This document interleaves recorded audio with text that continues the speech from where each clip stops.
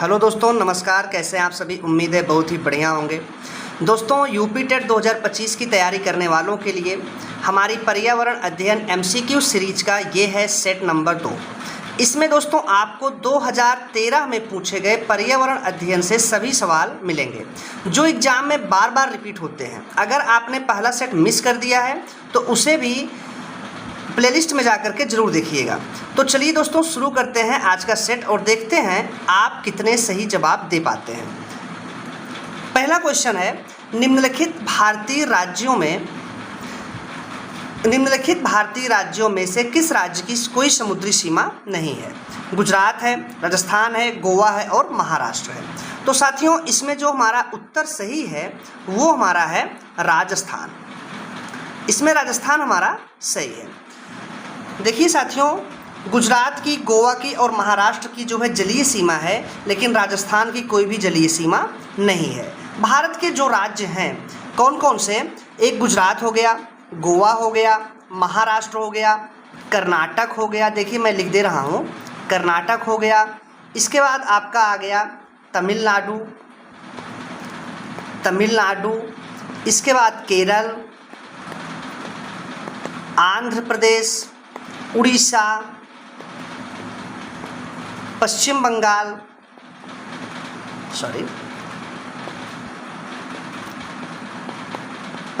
बंगाल। ये जो राज्य हैं इनकी जलीय सीमा है। बाकी और जो राज्य हैं वो जलीय सीमा साझा नहीं करते हैं। तो इसमें जो है हमारा ऑप्शन सी सही है, राजस्थान, जिसकी कोई समुद्री सीमा नहीं है। चलिए अगला क्वेश्चन है, किसी नदी के प्रदूषण स्तर की माप किससे की जाती है? एटीपी है, बीओडी है, एसटीपी है और डब्ल्यूपीएल है। तो इसमें जो है साथियों सही है हमारा बीओडी। देखिए ऑप्शन थोड़ा सा इधर उधर हो गया, ये हमारा ऑप्शन बी है, ऑप्शन सी है। तो ऑप्शन बी बीओडी हमारा बिल्कुल सही है। देखिए बीओडी का जो पूरा नाम है वो है हमारा साथियों बायोलॉजिकल,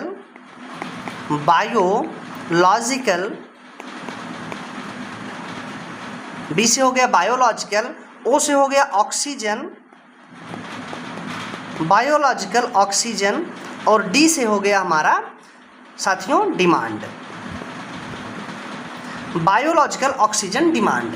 इसी से जो है किसी भी नदी में प्रदूषण स्तर की माप की जाती है। तो ऑप्शन हमारा जो हो जाएगा वो बीओडी।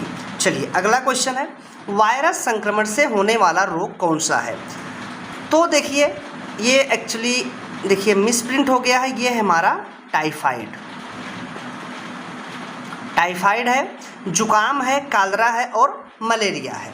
तो इसमें जो है साथियों जो हमारा ऑप्शन सही है वो है हमारा ऑप्शन जुकाम, बी सी। जुकाम जो है बिल्कुल सही है। जुकाम वायरस से होने वाला संक्रमण है। बाकी जो टाइफाइड है, कालरा है और मलेरिया है, ये तीनों किससे होने वाले हैं? ये तीनों जल जनित रोग हैं। कौन से? ये जल प्रदूषण से, जल जो प्रदूषित हम पीते हैं उससे ये बीमारियां होती हैं। जुकाम ऊपरी श्वसन तंत्र का आसानी से फैलने वाला संक्रामक रोग है। इसके लक्षणों में क्या होता है? खांसी, गले में खराश, नाक का स्राव और ज्वर आता है। आमतौर पर 1 हफ्ते में यह अपने आप समाप्त हो जाता है। इसका जो विषाणु है दोस्तों वो है राइनो वायरस। जुकाम का जो विषाणु है वो उसका नाम क्या है? उसका नाम है राइनो वायरस, लिख लीजिएगा। इसके वायरस का नाम है राइनो वायरस। चलिए अगले क्वेश्चन पे हम चलते हैं। अगला क्वेश्चन है हमारा, भारत में कृषि को प्रभावित करने वाला मौसम का सबसे महत्वपूर्ण तत्व कौन सा है? तो देखिए आप ऑप्शन है तापमान, पवन, आर्द्रता और वृष्टि। तो हम सभी जानते हैं जो भारत में कृषि को प्रभावित करता है वो जो मौसम का तत्व है वो वृष्टि है, यानी कि वर्षा। तो वर्षा दोस्तों जो है वो भारत में कृषि को प्रभावित करने वाला सबसे महत्वपूर्ण तत्व है। क्यों? क्योंकि भारत जो है उष्ण तथा समशीतोष्ण 2 कटिबंधों में स्थित है, इसलिए वर्षा जो है भारतीय कृषि को प्रभावित करती है। चलिए अगला क्वेश्चन है हमारा साथियों, वायुमंडल की सबसे ठंडी परत कौन सी है? तो इसमें है हमारा तापमंडल है, मध्यमंडल है, क्षोभमंडल है और आयन मंडल है। तो इसमें जो ऑप्शन सही है वो हमारा है मध्यमंडल। मध्यमंडल वायुमंडल की सबसे ठंडी परत है। ठीक है, क्यों? क्योंकि मध्यमंडल तक वायुमंडल का तापमान गिरने लगता है तथा मध्यमंडल के बाद वायुमंडल का तापमान बढ़ने लगता है। ठीक है, मध्यमंडल तक वायुमंडल का ताप गिरता है तथा मध्यमंडल के बाद वायुमंडल का ताप जो है दोस्तों वो बढ़ता है। मध्यमंडल के मध्य सीमा पर जो तापमान होता है वो गिर करके पहुंच जाता है -80 डिग्री सेल्सियस। समझ गए, -80 डिग्री सेल्सियस। इसीलिए वायुमंडल की सबसे ठंडी परत जो होती है वो होती है मध्यमंडल। ठीक है, अगला क्वेश्चन है हमारा, निम्नलिखित में से कौन सी एक ग्रीन हाउस गैस है? सल्फर डाइऑक्साइड, ऑक्सीजन, आर्गन और मेथेन। तो दोस्तों इसमें जो है हमारा सही है वो है मेथेन। मेथेन जो है एक ग्रीन हाउस गैस है जो पृथ्वी के तापमान को बढ़ाने में सहायक होती है। जो मेथेन के अलावा प्रमुख ग्रीन हाउस गैसें हैं वो कौन कौन सी हैं दोस्तों? एक तो हमारा मेथेन हो गया जिसको हम CH4 इसका है सूत्र, कार्बन डाइऑक्साइड, दूसरा हमारा क्या हो जाएगा कार्बन डाइऑक्साइड जिसका फार्मूला क्या होता है साथियों? इसका फार्मूला होता है CO2। और इसके बाद और कौन होता है? नाइट्रस ऑक्साइड होता है हमारा, नाइट्रस ऑक्साइड। इसका फार्मूला क्या होता है? इसका फार्मूला होता है N2O। ठीक है, और क्लोरोफ्लोरोकार्बन जो कि बहुत ही इम्पॉर्टेंट है, ये कई बार पूछा गया है, क्लोरोफ्लोरोकार्बन। इसका फार्मूला जो होता है वो होता है हमारा CFC। तो ये जो गैसें हैं methane, carbon dioxide, nitrous oxide और क्लोरोफ्लोरोकार्बन, ये ग्रीन हाउस गैसें हैं जो धरती के तापमान को बढ़ाने में हेल्प करती हैं, ये तापमान को बढ़ा रही हैं। ठीक है, चलिए अगला क्वेश्चन है हमारा, भारत में प्रोजेक्ट टाइगर की शुरुआत कब की गई? 1973, 1992, 1982, 1996। तो इसमें जो साथियों हमारा ऑप्शन ए है 1973, ये बिल्कुल सही है। देखिए, बाघों की घटती संख्या को रोकने के लिए तथा बाघों के संरक्षण के लिए भारत सरकार ने 1 अप्रैल 1973, ये भी मान लीजिए याद रखिएगा, 1 अप्रैल 1973 को क्या किया? प्रोजेक्ट टाइगर की शुरुआत की। इस प्रोजेक्ट की शुरुआत कहाँ से की गई? Jim Corbett national park Uttarakhand से। इसकी शुरुआत कहाँ से की गई साथियों? तो आप कहेंगे जिम कॉर्बेट, याद रखिएगा, जिम कॉर्बेट नेशनल पार्क। ये कहाँ पर स्थित है? तो आप कहेंगे ये जो है स्थित है हमारा उत्तराखंड में, उत्तराखंड। ठीक है, तो यहाँ से जो है प्रोजेक्ट टाइगर की शुरुआत हुई 1 अप्रैल 1973 को। चलिए अगले क्वेश्चन पर बढ़ते हैं। पृथ्वी तल पर उस काल्पनिक रेखा को क्या कहते हैं जो 180 डिग्री मेरिडियन याम्योत्तर, ये ग्राम्योत्तर नहीं है, ये आप सही कर लीजिएगा, याम्योत्तर है। ठीक है, याम्योत्तर पर खींची है। ऑप्शन है हमारा अंतर्राष्ट्रीय तिथि रेखा, कर्क रेखा, विषुवत रेखा और प्रधान याम्योत्तर रेखा। तो ऑप्शन है इसमें हमारा ए बिल्कुल सही है, इसको हम कहते हैं अंतर्राष्ट्रीय तिथि रेखा। ठीक है, इस रेखा से पृथ्वी को पूर्वी एवं पश्चिमी देशांतरों में बांटा गया है। ठीक है, चलिए अगले क्वेश्चन पर चलते हैं। निम्नलिखित में से किस राज्य में गल्फ ऑफ मन्नार मैरीन राष्ट्रीय पार्क स्थित है? इंपॉर्टेंट है। देखिए, ऑप्शन हमारा गुजरात, अंडमान द्वीप, तमिलनाडु, पश्चिम बंगाल। तो इसमें जो है ऑप्शन हमारा कौन सा सही हो जाएगा? ऑप्शन हमारा इसमें सही है ये तमिलनाडु राज्य, ऑप्शन सी। ये बार बार उल्टा हो गया है, ये ऑप्शन सी हमारा तमिलनाडु सही है। देखिए, गल्फ ऑफ मन्नार यानी कि मन्नार की, इसी को हम कहते हैं मन्नार की खाड़ी हिंदी में। ठीक है, मन्नार की खाड़ी। अब शायद आपको क्लियर हो गया होगा। मन्नार की खाड़ी जो है वो जो है स्थित है तमिलनाडु राज्य में। यह उथले पानी की खाड़ी है जो हिंद महासागर में लक्षद्वीप सागर के एक भाग का निर्माण करती है। भारत के रामेश्वरम द्वीप से लेकर के श्रीलंका के मन्नार द्वीप तक स्थित है। यह भारत का दूसरा सबसे बड़ा बायो रिजर्व भी है। कौन? ये गल्फ ऑफ मन्नार मैरीन राष्ट्रीय पार्क। चलिए अगले क्वेश्चन पर चलते हैं हम। अगला क्वेश्चन है हमारा, जनगणना 2011 के अनुसार भारत में लिंगानुपात कितना है? यानी कि स्त्री और पुरुष का जो अनुपात है भारत में वो कितना है? तो आप इसको तो याद ही हो, ऑप्शन देख लेते हैं हम लोग। 940 है, 920 है, 916, 982। तो देखिए दोस्तों, वास्तव में जो है हमारे देश का लिंगानुपात वो है 943:1000। ठीक है, ये है। तो यहाँ पर जो आसपास का उत्तर है इसको हम सही मान सकते हैं, लेकिन सही हमारा क्या है, ये है 943:1000। ये है वास्तव में स्त्री पुरुष लिंगानुपात भारत में 2011 की जनगणना के अनुसार। ठीक है, चलिए अगले क्वेश्चन पर चलते हैं। निम्नलिखित में किस एक प्राणी को किसान का मित्र कहा जाता है? ये तो आप सभी जानते हैं। इसमें ऑप्शन हमारा सही है बी, केचुआ। केचुआ को जो है हम किसान का मित्र कहते हैं। क्यों? क्योंकि केचुआ जो है नीचे की मिट्टी को ऊपरी सतह तक लाने का कार्य करते हैं, जिससे मिट्टी और अधिक उपजाऊ हो जाती है। चलिए अगला क्वेश्चन है, पर्यावरण को बचाने के लिए चिपको आंदोलन से कौन सा राज्य जुड़ा हुआ है? देखिए, उत्तर प्रदेश है, उत्तराखंड है, झारखंड है और छत्तीसगढ़ है। तो इसमें जो है हमारा ऑप्शन सही हो जाएगा उत्तराखंड। ऑप्शन बी हमारा जो है वो सही है, उत्तराखंड जो है वो चिपको आंदोलन से जुड़ा हुआ है। देखिए, चिपको आंदोलन की शुरुआत वृक्षों के कटाव के विरुद्ध प्रसिद्ध पर्यावरणविद सुंदरलाल बहुगुणा, कौन कौन नाम मैं लिखते रहा हूँ, सुंदरलाल बहुगुणा, इनका नाम पूछा गया है। ठीक है, तथा चंडी प्रसाद भट्ट। देखिए, सुंदरलाल बहुगुणा तो फेमस है, इनको सभी लोग जानते हैं, लेकिन इनको याद रखिएगा, चंडी प्रसाद भट्ट। इन दोनों के नेतृत्व में, ठीक है, उत्तराखंड के चमोली ज़िले से इसकी शुरुआत की गई थी। और इसको जो माना जाता है शुरू, ये 1973 से माना जाता है। कौन सा जिला था उत्तराखंड का? चमोली जिला।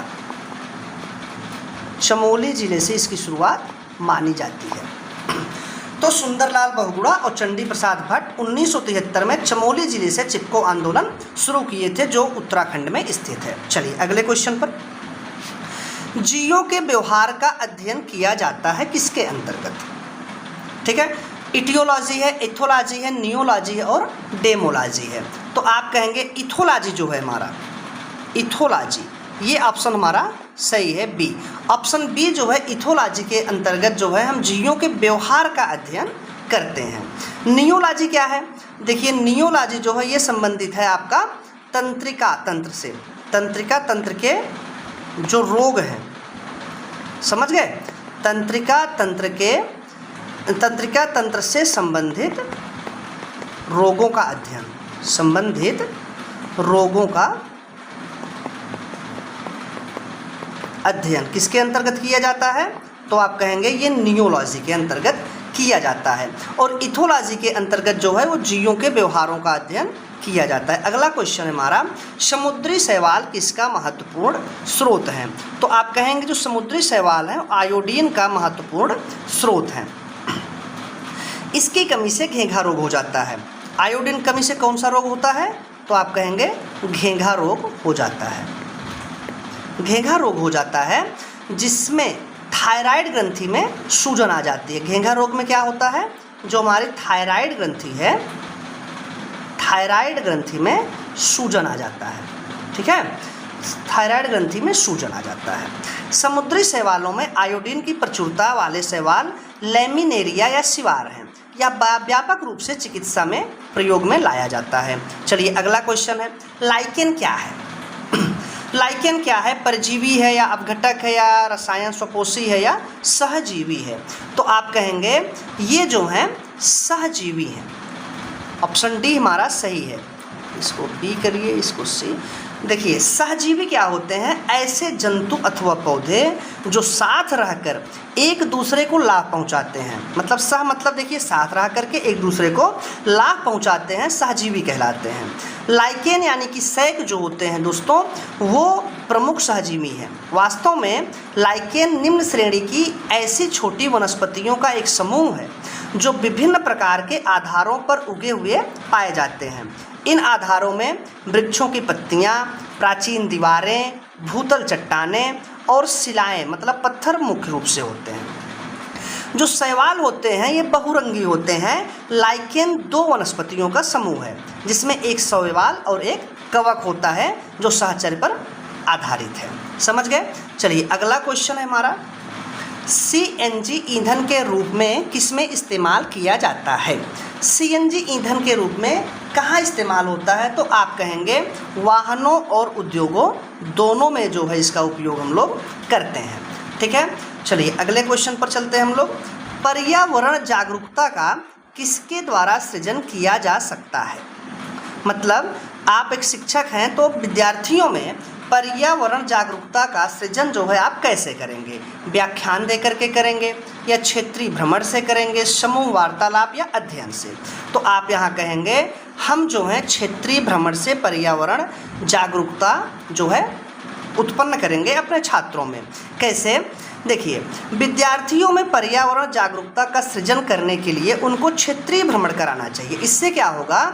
इसके तहत उनको वास्तविक पर्यावरण व मानव जीवन में उनकी उपयोगिता का ज्ञान होगा तथा पर्यावरण संरक्षण के लिए वे क्या होंगे? प्रोत्साहित होंगे। ये वास्तविक उनके अंदर वास्तविकता आएगी। ठीक है, तो ऑप्शन हमारा हो जाएगा क्षेत्रीय भ्रमण। अगला क्वेश्चन है, एलपीजी किसका संक्षिप्त रूप है? मतलब एलपीजी का पूरा नाम हमको बताना है। तो हम कहेंगे एलपीजी का जो पूरा नाम है साथियों वो है liquefied petroleum gas. Liquefied petroleum gas, इसका प्रयोग घरेलू ईंधन के रूप में किया जाता है। एलपीजी के मुख्य अवयव कौन कौन से हैं? ब्यूटेन और प्रोपेन। देखिए ये पूछे गए हैं, ब्यूटेन और प्रोपेन जो है इसके प्रमुख अवयव हैं। ठीक है, आजकल एलपीजी शीतलक के रूप में भी जो सीएफसी क्लोरोफ्लोरोकार्बन के स्थान पर क्रमशः अधिक से अधिक प्रयुक्त होने लगी है। जो हम पहले एसी में इसका प्रयोग करते थे सीएफसी का, उसके स्थान पर भी अब हम एलपीजी का उपयोग करने लगे हैं। ठीक है, चलिए अगला क्वेश्चन है, पृथ्वी पर पहुंचने से पहले ओजोन परत किन किरणों को अवशोषित करती है? तो जो है ऑप्शन है आपका गामा किरणें, पराबैंगनी किरणें, एक्स किरणें और बीटा किरणें। तो आप यहाँ पर कहेंगे सीधे सीधे हम सभी जानते हैं पराबैंगनी किरणें। ऑप्शन बी हमारा सही है। पराबैंगनी किरणों को जो है ओजोन परत पृथ्वी पर पहुँचने से पहले अवशोषित कर लेती है। ठीक है, सूर्य से आने वाली हानिकारक पराबैंगनी किरणों को ओजोन परत द्वारा अवशोषित कर लिया जाता है, जिससे ये किरणें पृथ्वी तक नहीं पहुँच पाती हैं। ओजोन परत की जो सांद्रता है, मतलब उसकी जो मोटाई है, उसको हम किससे मापते हैं? डॉप्सन में। किसमें मापते हैं दोस्तों? डॉप्सन में इसको हम मापते हैं। ठीक है, चलिए अगला क्वेश्चन हमारा, चमगादड़ स्तनधारी है। चमगादड़ स्तनधारी है क्यों? क्योंकि यह उड़ता है, रात्रिचर है, शाकाहारी है, बच्चे देता है। तो आप कहेंगे या बच्चे देता है। कोई भी जीव अगर वह स्तनधारी है तो इसका मतलब वह बच्चे देता है। जीव वैज्ञानिकों ने चमगादड़ को स्तनधारी वर्ग में रखा है क्योंकि चमगादड़ बच्चे को जन्म देती है और उन्हें दूध पिलाती है। और चमगादड़ कैसा है? ये रात्रिचर है, मतलब रात्रि में चढ़ने उड़ने वाला प्राणी है, जीव है। चलिए अगला क्वेश्चन है, पर्यावरण की परिभाषा क्या है? मतलब पर्यावरण क्या है? तो आप कहेंगे ऑप्शन है ए बायोटिक एवं बायोटिक घटक, समुद्र तल के नीचे पृथ्वी पर वस्तुएं, चीज़ें जो हमको घेरती हैं, इनमें से कोई नहीं। तो जो सही उत्तर होगा वो हमारा है ए बायोटिक एवं बायोटिक घटक। पर्यावरण हमारा दोस्तों दो चीज़ों से मिलकर बना हुआ है। कौन कौन से? एक तो अबायोटिक मतलब अजैविक, जिनमें जीवन नहीं होता है, और दूसरा बायोटिक घटक मतलब जैविक, जिनमें जीवन पाया जाता है। ये दो घटक हैं, इनसे मिलकर के हमारे पर्यावरण का निर्माण होता है। ठीक है, तो ऑप्शन ए हमारा सही हो जाएगा। अगला क्वेश्चन है, निम्नलिखित अंतर्राष्ट्रीय संस्थाओं में कौन सी संस्था वन्य जीव संरक्षण के प्रति समर्पित है? तो देखिए इसमें जो ऑप्शन दिए गए हैं वो है UNFPA, UNDP, यूनेस्को और WHO। देखिए दोस्तों, वास्तव में क्या है कि इस प्रश्न में दिए गए सभी विकल्प गलत हैं। इनमें से कोई भी विकल्प सही नहीं है। तो क्यों? क्योंकि इनमें से कोई भी ऑप्शन ऐसा नहीं है जो वन्य जीव संरक्षण से संबंधित है। वन्य जीव के संरक्षण के लिए जो संस्था संबंधित है वो है IUCN। ठीक है, इसका पूरा नाम होता है इंटरनेशनल, मैं लिख दे रहा हूँ, international union, international union of conservation of nature, conservation of nature. ये एक संस्था है जो वन्य जीव संरक्षण से संबंधित है। इनमें से कोई भी उत्तर हमारा सही नहीं है। चलिए अगले क्वेश्चन पर चलते हैं। कृत्रिम वर्षा के लिए मेघ बीजन के लिए प्रयुक्त रसायन है, मतलब हम कृत्रिम वर्षा कराएं तो उसके लिए कौन सा रसायन उपयोग में आता है? तो इसमें जो साथियों उपयोग में आता है वो आता है सिल्वर आयोडाइड। सिल्वर आयोडाइड का उपयोग जो है कृत्रिम वर्षा कराने के लिए मेघ मतलब बादल में बीज के रूप में किया जाता है। ठीक है, चलिए अगले क्वेश्चन में हम चलते हैं। बायोडीजल तैयार किया जाता है यूट्रिकुलेरिया से, जेट्रोफा से, देवदार से, यूकेलिप्टस से। तो जो बायोडीजल है वो जेट्रोफा एक पौधा होता है, उससे इसका निर्माण किया जाता है। और भी कुछ पौधे हैं जैसे हम देख लेते हैं इनके नाम। बायोडीजल का निर्माण जेट्रोफा एक तो हो गया, और एक हो गया आपका करकाश, ठीक है। एक हो गया आपका पोंगोमिया, ये भी एक पौधा है, ठीक है। इन पौधों से जो है बायोडीजल निर्मित होता है। देश का पहला बायोडीजल संयंत्र, पहला आप इसको जरूर लिखिएगा, देश का पहला फर्स्ट बायोडीजल संयंत्र जो है ये कहाँ खोला गया? ये खोला गया है काकीनाडा, जो कि कहाँ स्थित है? आंध्र प्रदेश में। आंध्र प्रदेश, काकीनाडा आंध्र प्रदेश में स्थापित किया गया था। तो बायोडीजल जेट्रोफा से, करकास से, पोंगोमिया से तैयार होता है, और अपने देश का भारत का पहला बायोडीजल संयंत्र जो है वो काकीनाडा आंध्र प्रदेश में खोला गया था। चलिए अगला क्वेश्चन है, विश्व ओजोन दिवस कब मनाया जाता है? तो विश्व ओजोन दिवस साथियों जो मनाया जाता है वो मनाया जाता है अपना 16 सितंबर को। प्रत्येक वर्ष 16 सितंबर को विश्व ओजोन दिवस मनाया जाता है, ठीक है। विश्व ओजोन दिवस मनाया जाता है। यह दिवस ओजोन संरक्षण के जागरूकता के लिए मनाया जाता है।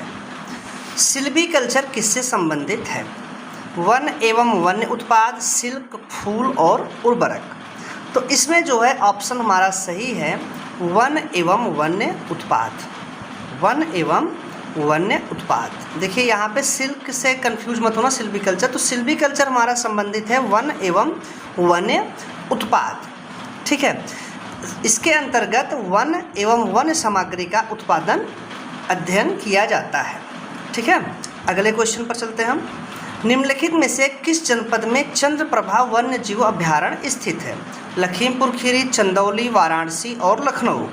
तो इसमें जो है ऑप्शन हमारा सही है चंदौली, चंद्रप्रभा चंदौली। नाम से ही देखिए चंद्रप्रभा चंदौली, तो इसको भूलिएगा मत आप। देखिए उत्तर प्रदेश के चंदौली जिले में चंद्रप्रभा वन्य जीव अभ्यारण्य स्थित है।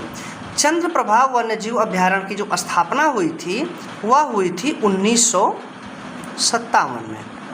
1957 में इसकी स्थापना हुई थी। इस अभ्यारण्य में विभिन्न प्रकार के जीव और जंतु पाए जाते हैं। अगले क्वेश्चन पर चलते हैं। निम्नलिखित में से द्वितीय श्रेणी का उपभोक्ता कौन है? हाथी, सांप, शेर और बकरी। तो देखिए इसमें जो है ऑप्शन बी हमारा सांप जो है ये द्वितीय श्रेणी का उपभोक्ता है। इसमें हाथी और बकरी जो हैं वो प्रथम श्रेणी के मतलब उपभोक्ता है, प्राथमिक उपभोक्ता है। सांप जो है द्वितीय है और शेर जो है वो तृतीय श्रेणी का उपभोक्ता है। देखिए तो इसमें ऑप्शन हमारा बी सही हो जाएगा, सांप द्वितीय श्रेणी का उपभोक्ता है। अगला क्वेश्चन है, झूम खेती होती है केरल में, बिहार में, मेघालय में या तमिलनाडु में? तो आप कहेंगे जो है झूम खेती वो मेघालय में की जाती है। झूम खेती पर्वतीय एवं पठारी क्षेत्रों पर होती है। यह अस्थायी कृषि पद्धति है, ठीक है। यह कैसी पद्धति है? झूम खेती जो है ये अस्थायी कृषि पद्धति है, जो कि कहाँ होती है? पर्वतीय और पठारी क्षेत्रों में ये की जाती है। यह कृषि प्रायः पूर्वोत्तर भारत में होती है। मेघालय, नागालैंड, मणिपुर, मेघालय हो गया, नागालैंड हो गया, मणिपुर हो गया आपका, ये जो है प्रमुख क्षेत्र हैं जहाँ पर झूम खेती की जाती है। इसमें होता क्या है, यह एक आदिम प्रकार की कृषि है जिसमें पहले वृक्षों तथा वनस्पतियों को काटकर उन्हें जला दिया जाता है और जो साफ की गई भूमि होती है उस पर पुराने उपकरणों से जुताई कर कृषि की जाती है। जैसे ही वहाँ पर मृदा की उर्वरता समाप्त होती है, उस स्थान को छोड़कर दूसरे स्थान पर जाकर फिर वही प्रक्रिया दोहराई जाती है। तो ये होती है झूम खेती। चलिए अगला क्वेश्चन है हमारा, शुष्क बर्फ किसका ठोस रूप है? तो आप कहेंगे शुष्क बर्फ जो है वो हमारा ऑप्शन सी कार्बन डाइऑक्साइड का ठोस रूप है। मतलब कार्बन डाइऑक्साइड गैस जो है इसका ठोस रूप जो होता है उसको हम क्या कहते हैं, शुष्क